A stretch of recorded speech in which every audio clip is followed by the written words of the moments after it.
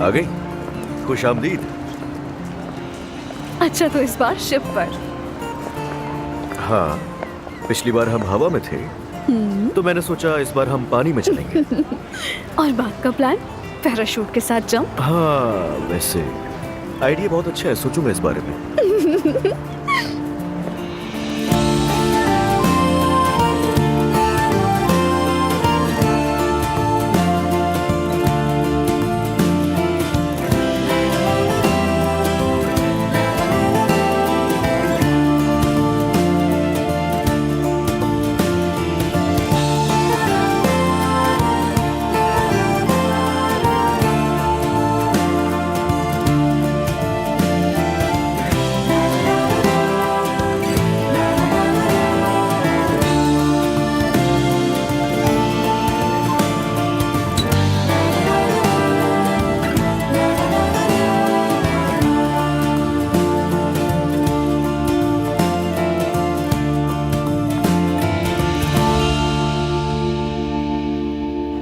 जुल्कर, तुमने सुना उन्होंने क्या कहा?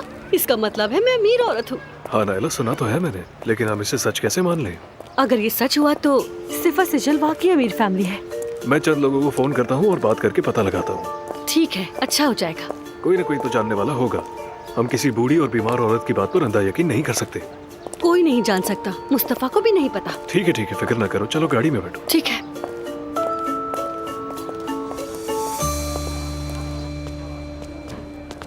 अरे नूर, क्या हाल है? तुम ठीक हो ना? हाँ, मैं भी ठीक हूँ। नूर देखो, मत जाओ। क्या मतलब?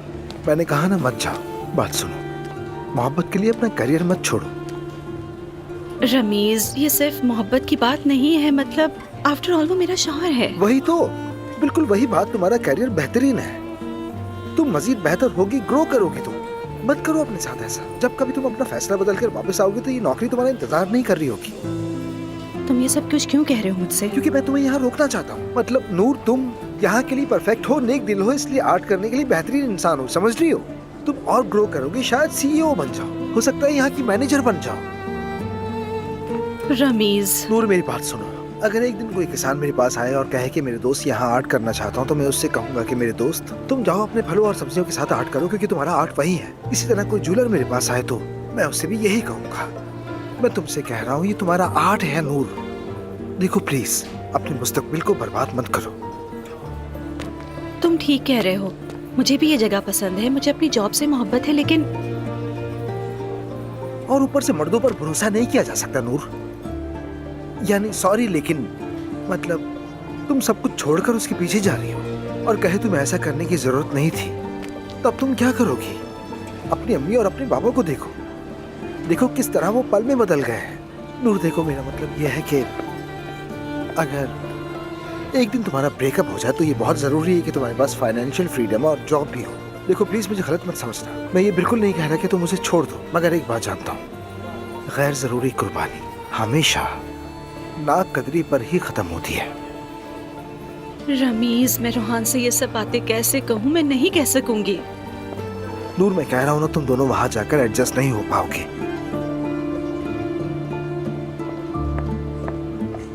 हाय।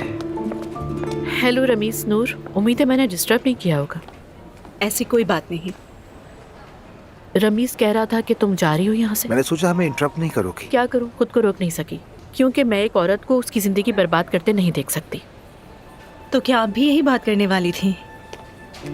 नूर देखो, मैं रमीज जितनी जिद्दी तो नहीं हूँ, मगर लेकिन अगर तुम मुझसे पूछो तो तुम्हें इस वक्त नौकरी नहीं छोड़नी चाहिए। देखो, रोहान से दोबारा बात करो, वो भी वहाँ नहीं रह पाएगा। आप जानती हैं, हमारी हमेशा लड़ाइयाँ दूसरों की वजह से ही होती हैं। शायद उसने यही सॉल्यूशन देखा हो कि दूर चले जाएं हम लोग। हाँ, लेकिन दूर भागना मसले का हल नहीं है। जब तुम इन मसाइल का सामना कर सकती हो तो फिर क्यों कुछ ठीक नहीं होगा? ठीक है।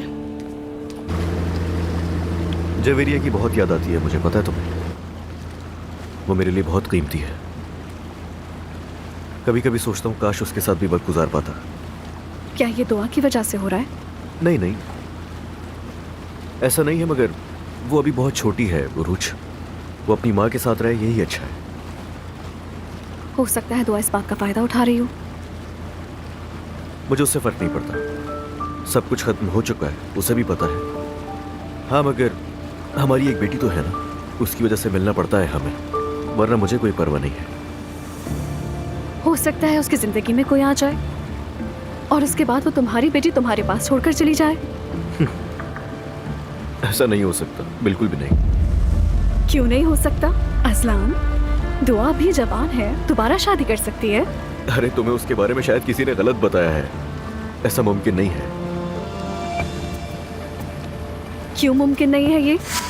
अब मेरी जान, मैं दुआ को जानता हूँ, अच्छी तरह जानता हूँ। वो बच्ची की देखभाल के चक्कर में कभी भी इतना बड़ा कदम नहीं उठाएगी। ठीक है, वैसे मेरे घर वालों को तुम्हारे जवाब का इंतजार है। हाँ, दरअसल वो अम्मी की तबीयत ठीक नहीं है ना, मैं तुम्हें बताना भूल गया था। अच्छा, खुदा उन्हें शिफा दे। हाँ, आमीन आमीन। ठीक है, मैं अम्मी से बात कर लूंगा, बहुत जल्द करूँ, परेशान मत हो। ठीक है।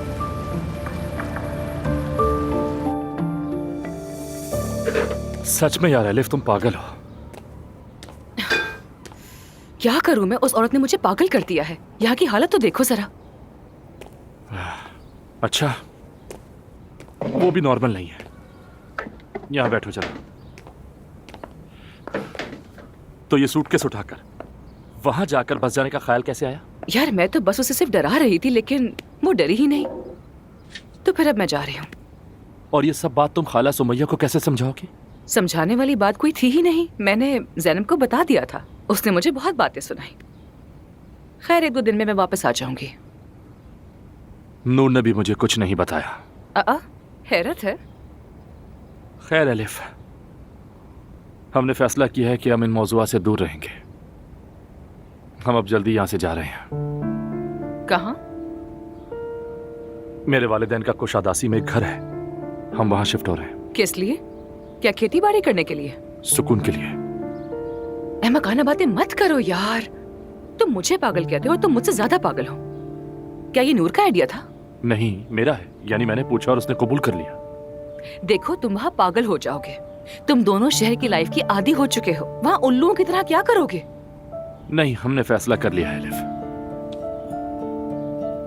तो क्या उनाल फैमिली को इस बारे में पता है? बताओ मुझे। पता कैसे चलता है एलिफ? हमने बताया ही नहीं, लेकिन तुमने हमसे पहले ही बम फाड़ दिया। मगर नूर आज बताने वाली है। चलो, देर हो रही है, मुझे अब जाना होगा। तुम यहाँ किसी चीज को हाथ न लगाना, मैं कल आकर यहाँ सब कुछ ठीक कर दूंगा। अच्छा ठीक है, शुक्रिया। चलो फिर मिलते हैं। Bye bye.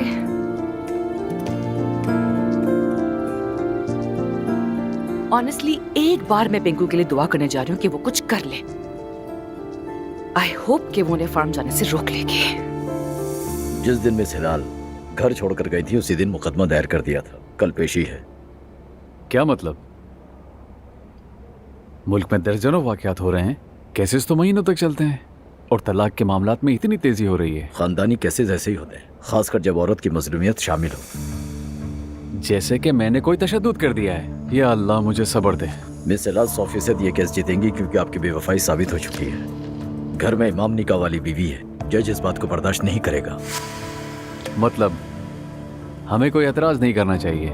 इसका कोई फायदा नहीं है। वो जो चाहती हैं कबूल करें, बस इतना ही। ठीक है, ऐसा ही कर लेते हैं। लेकिन मुझे आपसे एक बात पूछनी है। पूछिए।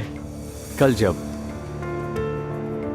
ये मामला हल हो जाए तो कुछ अरसे तक तलाक का किसी को पता नहीं चलना चाहिए। क्या मतलब? मतलब कि जब तलाक हो जाएगी तो और ये बात जिमल को पता चल गई तो वो शादी का मुतालबा करेगी। मैं कुछ अरसे तक ऐसा नहीं चाहता। हिलाल तो वैसे भी कुछ नहीं कहेगी। मैं जाहिर करूंगा कि कार्रवाई लंबी चल रही है। ठीक है, ये बात हमारे ही दरमियान रहेगी।